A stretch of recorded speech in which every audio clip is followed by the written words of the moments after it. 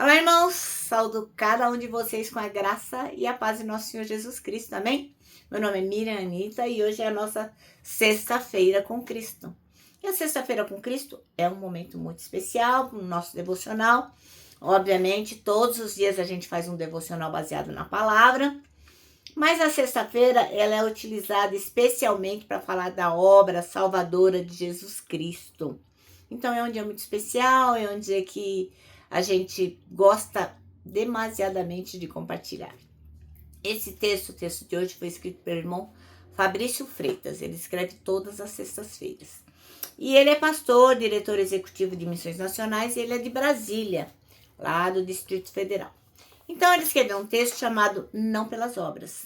Esse texto foi escrito para o Manancial, que é uma publicação da União Feminina Missionária Batista do Brasil, que oferece 365 meditações, uma para cada dia do ano. São textos devocionais escritos a partir de porções da Bíblia, lembrando que a Bíblia é a palavra de Deus, para inspirar, confortar, confrontar, fortalecer e edificar, especialmente e espiritualmente, a nossa vida. Bom, são gotas de esperança diárias que promovem transformação e crescimento. Eu não escrevi o texto, vocês sabem, quem escreveu foi o irmão Fabrício Freitas, mas o que eu faço? Eu leio com vocês e conto aquilo que eu entendi. E olha, hoje é um dia que você deve considerar realmente compartilhar esse devocional. Para quê? Para as pessoas que já andam com Jesus, que já aceitaram a nossa graça salvadora, possam ser edificadas. E aquelas pessoas que ainda não conhecem a Jesus Cristo, que elas possam realmente ser tocadas por essa palavra maravilhosa de salvação, tá bom? Então, eu conto com você. E também quero pedir que você, se não se inscreveu no canal, que você se inscreva e que, de alguma forma, o nosso canal possa ter relevância e outras pessoas possam ouvir da palavra de Deus, porque ela é tão maravilhosa e tão incrível que ela nunca volta vazia, tá bom? Bom, então isso dito, eu quero pedir que você se junte a mim para que possamos orar, pedir ao Senhor que realmente possa tocar a vida das pessoas e que aqueles como nós que já conhecem a Jesus possam viver de forma grata, buscando essa santificação, e aqueles que ainda não conhecem Jesus sejam tocados por esse maravilhoso texto aqui de Tito, tá bom? Vamos orar? Ó Pai, em nome de Jesus Cristo, nós te agradecemos por essa sexta-feira, te agradecemos porque a tua palavra vai ser levada a outras pessoas e que realmente ela possa tocar os corações dessas pessoas e que elas possam se interessar pela tua palavra, pelo teu amor. Muito obrigada, Senhor, pela liberdade que temos de falar de ti e compartilhar a tua palavra. Em nome de Jesus que oramos. Amém.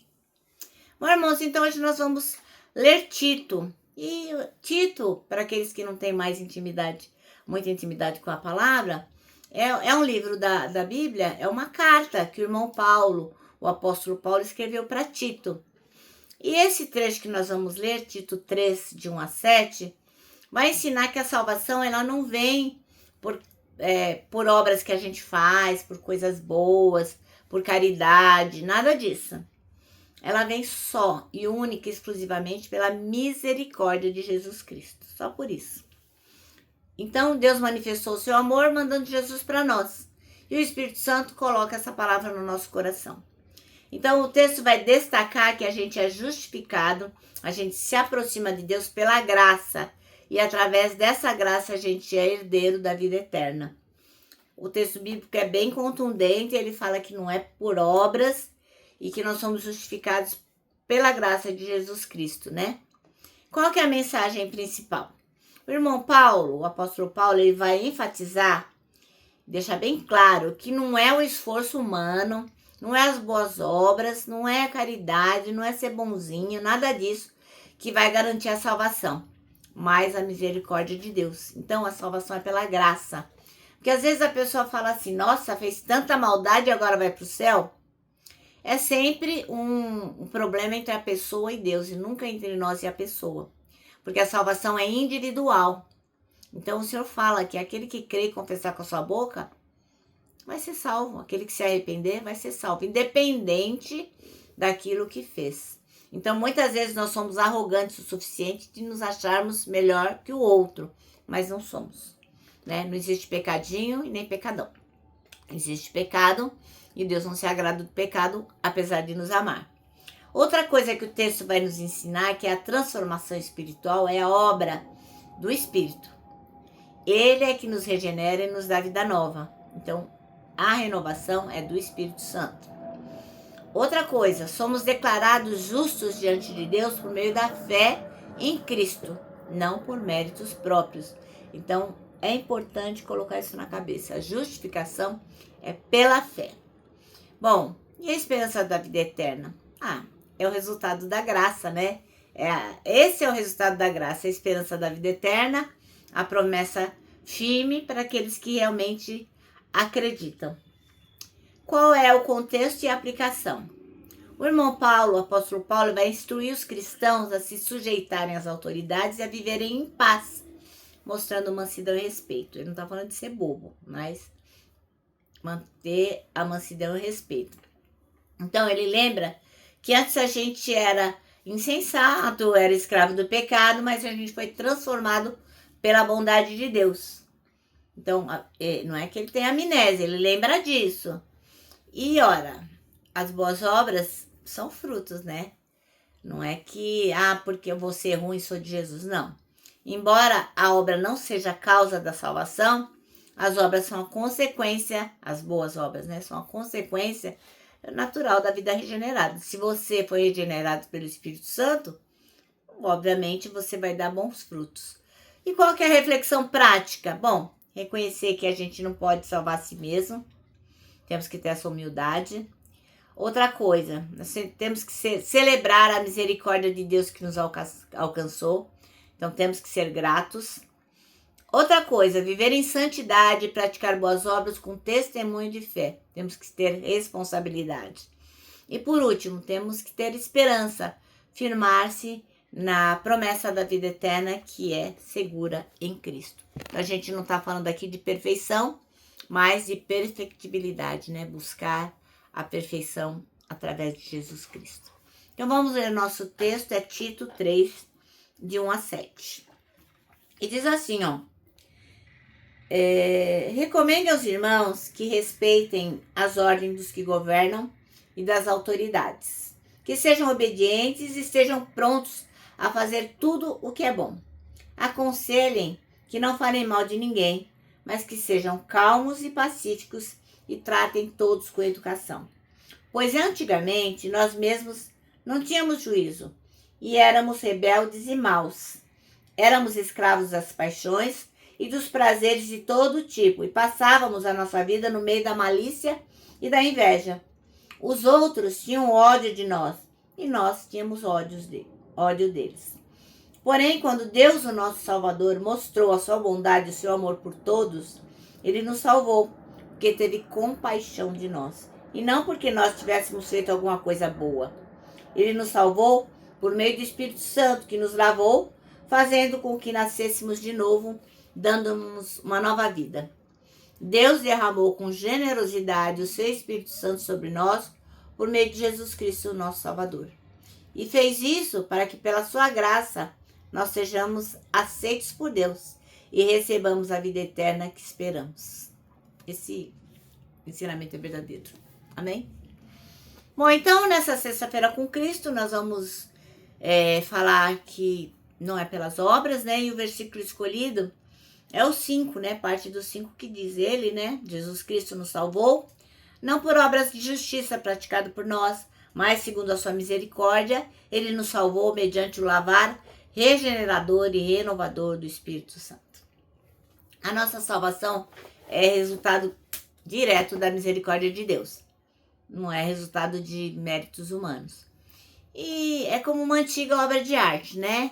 Que está danificada, que está estragada, mas ela não pode ser restaurada por qualquer pessoa. Tem que ser um mestre, uma pessoa que realmente entenda de restauração. A regeneração é o novo nascimento. É a renovação do espírito e é o processo contínuo que nos transforma à imagem de Jesus Cristo.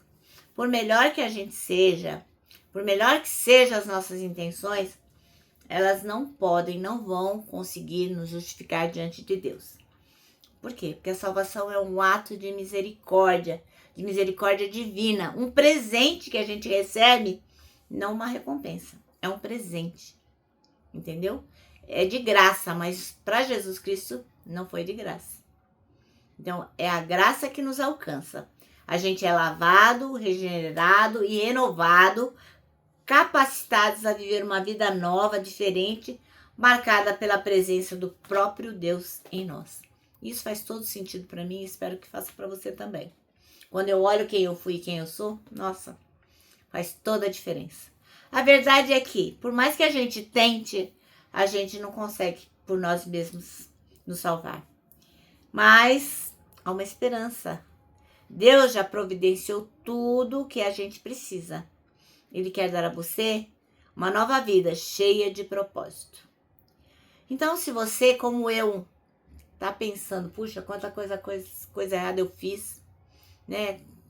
Tô sentindo um vazio aqui, não tá legal. Um dia eu me fiz essas perguntas e um dia eu me posicionei ao lado de Jesus. Se você tem isso no seu coração, na sua mente, se você pensa que realmente você não consegue ser melhor, não consegue a salvação, não consegue ter paz com Deus, ora comigo assim. Agora é o momento. Vai para um cantinho lá, procura e faz essa oração. Senhor Jesus, reconheço que sou pecador e que não posso me salvar por mim mesmo. Creio que o Senhor morreu e ressuscitou por mim. Salva-me, lava-me, regenera, renove-me pelo seu Espírito. Amém. Bom, meu irmão, minha irmã, se você fez essa oração comigo, olha, eu sugiro que você procure aí uma igreja evangélica dessas, que realmente estuda a palavra de Deus, ensina a palavra de Deus. Eu sugiro que você procure, tá? Porque as pessoas que estão nesse lugar, que buscam o Senhor, vão te ensinar a caminhar mais perto de Jesus, tá bom? É apenas uma sugestão. O nosso manancial termina assim, viu? A esperança é essa. Deus já providenciou tudo de que precisamos. Isso é incrível. Bom, agora eu vou terminar e vou deixar aqui meu abraço diário de urso, ó. Lembrando que você que sabe que a gente não é salvo pelas obras, mas por Jesus Cristo. Para você que sabe disso, o nosso dever é abraçar. A gente não pode deixar de abraçar. Quero que você também fique atento, que temos um versículo para decorar, que é 1 Coríntios 3,16. E olha, já falamos 234 vezes esse ano esse versículo, hein? Eu imagino que já deve estar decorado. Então, 1 Coríntios 3,16. Somos o templo onde o Espírito Santo habita, se move e manifesta a glória de Deus. E agora eu termino com a frase do Augusto Nicodemos, o reverendo, que diz o seguinte: arrependimento não é quando você chora, é quando você muda.